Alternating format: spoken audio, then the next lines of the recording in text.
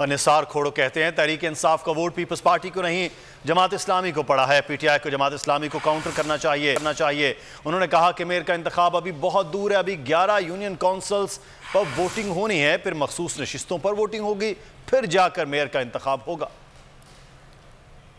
Counting का भी मरहला पूरा नहीं हुआ। हम नंबर 1 पे है, नंबर 2 पे जमात इस्लामी है, नंबर 3 पे पीटीआई है। तो ये सब वक्त से पहले की बात है। अभी तो हम पर इल्जाम लगाया जा रहा है ना कि जी टर्न आउट कम था। हमारे जो साथी थे हमारे पास निकल आए, उन्होंने हमें जितवा दिया, जमात इस्लामी को भी जितवा दिया। हरवाया तो पीटीआई को हरवाया। अब पीटीआई को चाहिए वो जमात इस्लामी पर अटैक करे कि उन्होंने उनका मैंडेट चुरवाया, क्योंकि जमात इस्लामी पहले होती नहीं थी। जब होती नहीं थी और वो अचानक आ गए तो दरअसल पीटीआई से नशिस्तें छीनी तो जमात इस्लामी ने। अगर इतना जोश होता कराची के लोगों में तो किसी आओ देखते न ताओ देखते जाके पीटीआई को वोट करते, लेकिन नहीं निकले।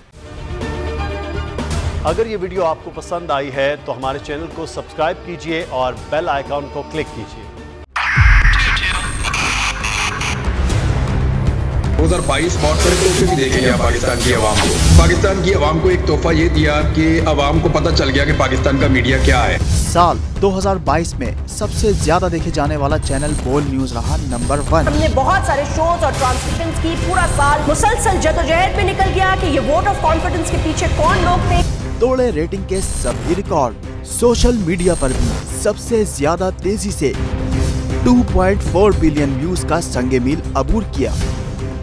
एंकर्स को भी आवाम में सबसे ज्यादा मकबूलियत मिली और सोशल मीडिया पर भी बोल रहा सब पर सब्सक्राइब करें और बेल दबाएं ताकि कोई खबर रह न जाए।